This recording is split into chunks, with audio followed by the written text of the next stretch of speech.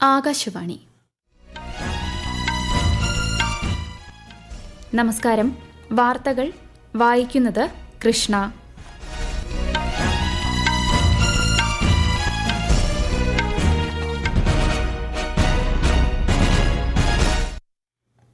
പ്രധാന വാർത്തകൾ. രാജ്യത്തെ പരമോന്നത സിവിലിയൻ ബഹുമതിയായ പത്മ പുരസ്കാരങ്ങൾ രാഷ്ട്രപതി ദ്രൌപദി മുർമു സമ്മാനിച്ചു. 6ാംഘട്ട ലോക്സഭാ തിരഞ്ഞെടുപ്പിന്റെ നാമനിർദ്ദേശ പത്രിക പിൻവലിക്കാനുള്ള സമയപരിധി അവസാനിച്ചു. വോട്ടെടുപ്പ് ഈ മാസം 25-ന്. പരസ്പര താൽപര്യമുള്ള വിഷയങ്ങളിൽ ഊന്നിയുള്ളതാണ് ഇന്ത്യ മാൽദ്വീപ് സഹകരണമെന്ന് കേന്ദ്രമന്ത്രി എസ് ജയശങ്കർ. ജീവനക്കാരുടെ സമരം കാരണം എയർ ഇന്ത്യ എക്സ്പ്രസ് സർവീസുകൾ ഇന്നും മുടങ്ങി. കൊച്ചിയിൽ നിന്ന് UAE-യിലേക്ക് സർവീസുകൾ നടന്നു. കേരളത്തിൽ higher secondary, vocational higher secondary പരീക്ഷാഫലം പ്രഖ്യാപിച്ചു. ഇന്ത്യ ബംഗ്ലാദേശ് വനിതാ T20 ക്രിക്കറ്റ് പരമ്പരയിൽ ഇന്ത്യയ്ക്ക് കിരീടം. വാർത്തകൾ വിശദമായി. രാജ്യത്തെ പരമോന്നത സിവിലിയൻ ബഹുമതിയായ പത്മ പുരസ്കാരങ്ങൾ രാഷ്ട്രപതി ദ്രൌപദി മുർമു സമ്മാനിച്ചു. രാഷ്ട്രപതി ഭവനിൽ പുരസ്കാരദാന ചടങ്ങ് പുരോഗമിക്കുകയാണ്. സാമൂഹിക സേവനം, ശാസ്ത്രം, വ്യാപാരം, കായികം തുടങ്ങി വിവിധ മേഖലകളിൽ മികച്ച സേവനം കാഴ്ചവെച്ച വ്യക്തികൾക്കാണ് പത്മ പുരസ്കാരം നൽകുന്നത്. ഏപ്രിൽ 22-ന് നടന്ന ചടങ്ങിൽ 3 പത്മവിഭൂഷൺ, 8 പത്മഭൂഷൺ, 55 പത്മശ്രീ പുരസ്കാരങ്ങൾ രാഷ്ട്രപതി വിതരണം ചെയ്തിരുന്നു. 6ാംഘട്ട ലോക്സഭാ തിരഞ്ഞെടുപ്പിന്റെ നാമനിർദ്ദേശ പത്രിക പിൻവലിക്കാനുള്ള സമയപരിധി അവസാനിച്ചു. 6 സംസ്ഥാനങ്ങളിലെയും ഒരു കേന്ദ്രഭരണ പ്രദേശത്തിലെയും 57 പാർലമെന്റ് മണ്ഡലങ്ങളിൽ ഈ മാസം 25-നാണ് വോട്ടെടുപ്പ്. ഡൽഹിയിലെയും ഹരിയാനയിലെയും മുഴുവൻ മണ്ഡലങ്ങളിലും ഉത്തർപ്രദേശിലെ 14-ഉം ബീഹാറിലെയും പശ്ചിമബംഗാളിലെയും 8-ഉം ഒഡീഷയിലെ 6-ഉം ഝാർഖണ്ഡിലെ 4-ഉം ജമ്മുകശ്മീരിലെ 1 മണ്ഡലത്തിലും 6ാം ഘട്ടത്തിൽ വിധിയെഴുതും. രാജ്യത്തെ വിവിധ സംസ്ഥാനങ്ങളിൽ ലോക്സഭാ തിരഞ്ഞെടുപ്പിന്റെ അവശേഷിക്കുന്ന ഘട്ടങ്ങളിലേക്കുള്ള പ്രചാരണം ഊർജിതമായി പുരോഗമിക്കുന്നു. രാഷ്ട്രീയ കക്ഷികളുടെ മുതിർന്ന നേതാക്കളെല്ലാം തന്നെ പ്രചാരണ രംഗത്ത് സജീവമാണ്. വിശദാംശങ്ങളിലേക്ക്. ലോക്സഭാ തിരഞ്ഞെടുപ്പിന്റെ 4, 5, 6, 7 ഘട്ടങ്ങളിലേക്കുള്ള തിരക്കിട്ട പ്രചാരണ പരിപാടികളിലാണ് രാഷ്ട്രീയ പാർട്ടികൾ. മുതിർന്ന BJP നേതാവും കേന്ദ്രമന്ത്രിയുമായ അമിത്ഷാ ഇന്ന് തെലങ്കാനയിലെ ഭോങ്കീർ മണ്ഡലത്തിൽ പ്രചാരണം നടത്തി. കോൺഗ്രസ് നേതാവ് രാഹുൽ ഗാന്ധി ഇന്ന് തെലങ്കാനയിലെ മേദക്കിലും മാൽക്കജ്ഗിരിയിലും പൊതുസമ്മേളനങ്ങളിൽ സംസാരിച്ചു. BJP ദേശീയ അധ്യക്ഷൻ JP നദ്ദ ഇന്ന് ഉത്തർപ്രദേശിലെ ചിത്രകൂടത്തിൽ പ്രചാരണ പരിപാടിയെ അഭിസംബോധന ചെയ്തു. കോൺഗ്രസ് ജനറൽ സെക്രട്ടറി പ്രിയങ്ക ഗാന്ധി റായ്ബറേലിയിൽ പ്രചാരണം നടത്തി. BJP നേതാവും കേന്ദ്രമന്ത്രിയുമായ നിർമ്മല സീതാരാമൻ ഝാർഖണ്ഡിലെ റാഞ്ചിയിൽ പൊതുയോഗത്തിൽ പങ്കെടുത്തു. സമാജ്വാദി പാർട്ടി നേതാവ് അഖിലേഷ് യാദവ് ബഹ്റൈച്ച്, ധൌർഹര, ലഖിംപൂർ ഖീരി മണ്ഡലങ്ങളിൽ പ്രചാരണത്തിൽ പങ്കെടുത്തു. ബഹുജൻ സമാജ് പാർട്ടി അധ്യക്ഷൻ മായാവതി കനൌ ജില്ലയിൽ റാലിയിൽ സംസാരിച്ചു. News desk, Akashvani.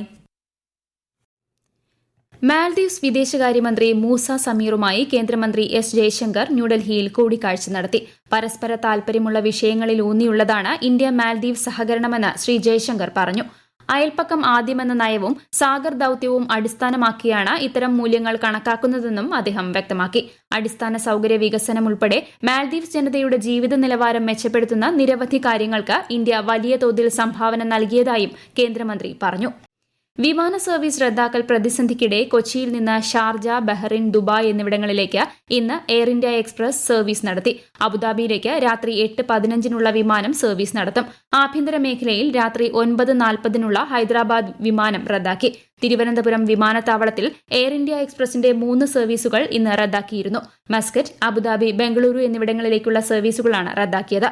അതേസമയം ജീവനക്കാരുടെ പണിമുടക്കിനെ നേരിടാൻ എയർ ഇന്ത്യ 25 ജീവനക്കാരെ പിരിച്ചുവിടുകയും മറ്റു ജീവനക്കാർക്ക് ജോലിയിൽ പ്രവേശിക്കാൻ അന്ത്യശാസനം നൽകുകയും ചെയ്തു. ഈ വർഷത്തെ +2 പരീക്ഷാഫലം പ്രഖ്യാപിച്ചു.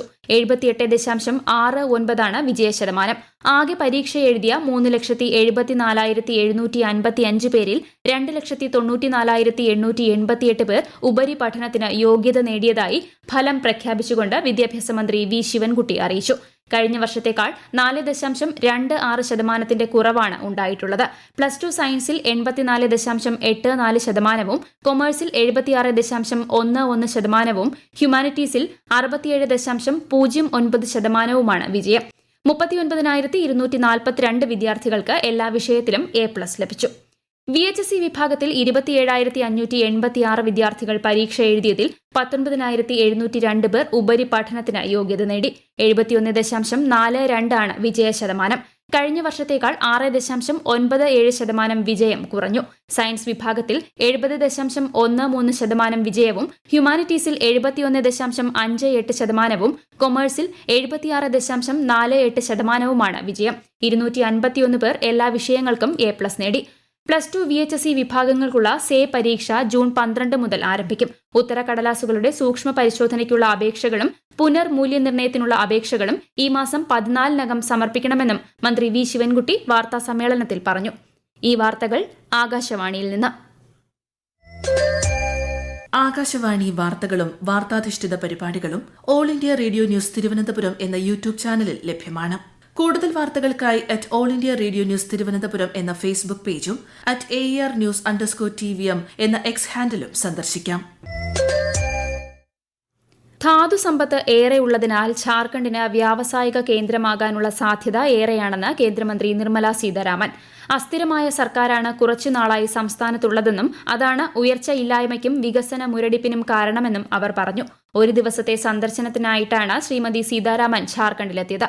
Federation of Jharkhand chamber of commerce and ഇൻഡസ്ട്രീസിലെ വ്യവസായികളെയും കേന്ദ്രമന്ത്രി ഇന്ന് അഭിസംബോധന ചെയ്തു. ബംഗ്ലാദേശ് പ്രധാനമന്ത്രി ഷെയ്ഖ് ഹസീനയുമായി ഇന്ത്യൻ വിദേശകാര്യ സെക്രട്ടറി വിനയ് മോഹൻ ക്വാത്ര ചർച്ച നടത്തി. ബംഗ്ലാദേശ് വിദേശകാര്യമന്ത്രി ഹസൻ മഹബൂദുമായും അദ്ദേഹം കൂടിക്കാഴ്ച നടത്തി. 2 ദിവസത്തെ ഔദ്യോഗിക സന്ദർശനത്തിനായാണ് ക്വാത്ര ഇന്നലെ ബംഗ്ലാദേശിലെത്തിയത്. ബംഗ്ലാദേശ് വിദേശകാര്യ സെക്രട്ടറിയുമായി അദ്ദേഹം ഇന്ന് കൂടിക്കാഴ്ച നടത്തും. രാഷ്ട്രീയം, സുരക്ഷ, കുടിവെള്ളം, വ്യാപാരം, നിക്ഷേപം, പ്രതിരോധം തുടങ്ങി നിരവധി ഉഭയകക്ഷി വിഷയങ്ങളിൽ ഇരുവരും ചർച്ച നടത്തും. ജമ്മുകാശ്മീരിൽ വ്യോമസേന വാഹനത്തിന് നേരെയുണ്ടായ ഭീകരാക്രമണത്തിന്റെ പശ്ചാത്തലത്തിൽ പൂഞ്ച് ജില്ലയിൽ 6ാം ദിവസവും തിരച്ചിൽ ഊർജിതം. സനായ്, ഷീൻധര, ഗുർസായ് മേഖലകളിൽ പോലീസും സുരക്ഷാസേനയും സംയുക്തമായാണ് തിരച്ചിൽ നടത്തുന്നത്. പ്രദേശത്തെ CCTVകളിൽ നിന്നും ശേഖരിച്ച ദൃശ്യങ്ങളുടെ സഹായത്തോടെ ഭീകരരെ തിരിച്ചറിയാനുള്ള ശ്രമവും നടക്കുന്നുണ്ട്. സംഭവത്തിന്റെ മുഖ്യ ആസൂത്രകരെന്ന് സംശയിക്കുന്ന 2 പേരെ കണ്ടെത്താൻ സഹായിക്കുന്നവർക്ക് 20 ലക്ഷം രൂപ പ്രതിഫലവും പ്രഖ്യാപിച്ചിട്ടുണ്ട്. കഴിഞ്ഞ ശനിയാഴ്ച വ്യോമസേന വാഹനത്തിന് നേരെ ഭീകരർ നടത്തിയ വെടിവയ്പിൽ ഒരു സൈനികൻ വീരമൃത്യു വരിക്കുകയും 5 പേർക്ക് പരിക്കേൽക്കുകയും ചെയ്തിരുന്നു. ബംഗ്ലാദേശിനെതിരായ 5 മത്സരങ്ങളുടെ T20 ക്രിക്കറ്റ് പരമ്പര ഇന്ത്യൻ വനിതകൾ സ്വന്തമാക്കി. ഇന്ന് ബംഗ്ലാദേശിലെ സിൽഹട്ട് സ്റ്റേഡിയത്തിൽ നടന്ന പരമ്പരയിലെ അവസാന മത്സരത്തിൽ 21 റൺസിന് വിജയിച്ചതോടെയാണ് ഇന്ത്യ പരമ്പര തൂത്തുവാരിയത്. പരമ്പരയിൽ 10 വിക്കറ്റ് വീഴ്ത്തിയ രാധ യാദവാണ് player of the series. IPL ക്രിക്കറ്റിൽ ഇന്നത്തെ മത്സരത്തിൽ റോയൽ ചലഞ്ചേഴ്സ് ബംഗളൂരുവിനെതിരെ ടോസ് നേടിയ പഞ്ചാബ് കിങ്സ് ഫീൽഡിംഗ് തിരഞ്ഞെടുത്തു. ധരംശാല ക്രിക്കറ്റ് സ്റ്റേഡിയത്തിലാണ് മത്സരം.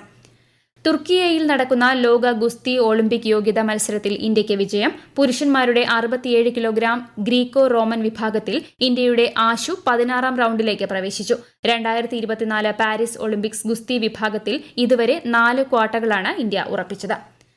തമിഴ്നാട്ടിൽ വിരുദുനഗർ ജില്ലയിലെ ശിവകാശിയിൽ പടക്കശാലയിലുണ്ടായ സ്ഫോടനത്തിൽ 5 സ്ത്രീകൾ ഉൾപ്പെടെ 8 പേർ മരിച്ചു. 13 പേർക്ക് പരിക്കേറ്റു. പരിക്കേറ്റവരിൽ 7 പേർ സ്ത്രീകളാണ്. പോലീസ് കേസ് രജിസ്റ്റർ ചെയ്തു. സംഭവത്തിൽ രാഷ്ട്രപതി ദ്രൗപദി മുർമു അനുശോചനം രേഖപ്പെടുത്തി. രാജ്യത്തെ വിവിധയിടങ്ങളിൽ കനത്ത ചൂട് തുടരുന്നു. വേനൽ മഴയെ തുടർന്ന് കിഴക്കേ ഇന്ത്യയിലെ ഉഷ്ണതരംഗ സാഹചര്യത്തിൽ നേരിയ ശമനമുണ്ടായി. അതേസമയം ഗുജറാത്ത്, രാജസ്ഥാൻ എന്നിവിടങ്ങളിൽ ഉഷ്ണതരംഗത്തിന് സാധ്യതയുണ്ടെന്ന് കേന്ദ്ര കാലാവസ്ഥാ വകുപ്പ് അറിയിച്ചു. അടുത്ത 5 ദിവസം വടക്കു പടിഞ്ഞാറൻ ഇന്ത്യയിൽ ഉയർന്ന താപനില 40 ഡിഗ്രി സെൽഷ്യസിന് മുകളിലെത്താൻ സാധ്യതയുണ്ടെന്നാണ് മുന്നറിയിപ്പ്. ശ്രീലങ്കൻ പ്രസിഡന്റ് തിരഞ്ഞെടുപ്പ് ഈ വർഷം സെപ്റ്റംബറിൽ നടക്കുമെന്ന് ശ്രീലങ്കൻ തിരഞ്ഞെടുപ്പ് കമ്മീഷൻ അറിയിച്ചു. രാജ്യത്തിന്റെ ഭരണഘടനയ്ക്ക് അനുസൃതമായാവും തിരഞ്ഞെടുപ്പ് പ്രക്രിയ നടക്കുകയെന്ന് കമ്മീഷൻ വ്യക്തമാക്കി. 2019 നടന്ന തിരഞ്ഞെടുപ്പിൽ ഗോതബായ രജപക്സെ വലിയ ഭൂരിപക്ഷത്തിൽ ജയം നേടിയെങ്കിലും 2022 ശ്രീലങ്കയിലുണ്ടായ കനത്ത സാമ്പത്തിക പ്രതിസന്ധിയെ തുടർന്ന് രാജിവെക്കുകയായിരുന്നു. തുടർന്ന് റനിൽ വിക്രമസിംഗയ്ക്കായിരുന്നു പ്രസിഡന്റ് സ്ഥാനം. ഈ വരുന്ന നവംബറിൽ പ്രസിഡന്റിന്റെ കാലാവധി അവസാനിക്കുന്ന സാഹചര്യത്തിലാണ് തിരഞ്ഞെടുപ്പ് നടത്തുന്നത്.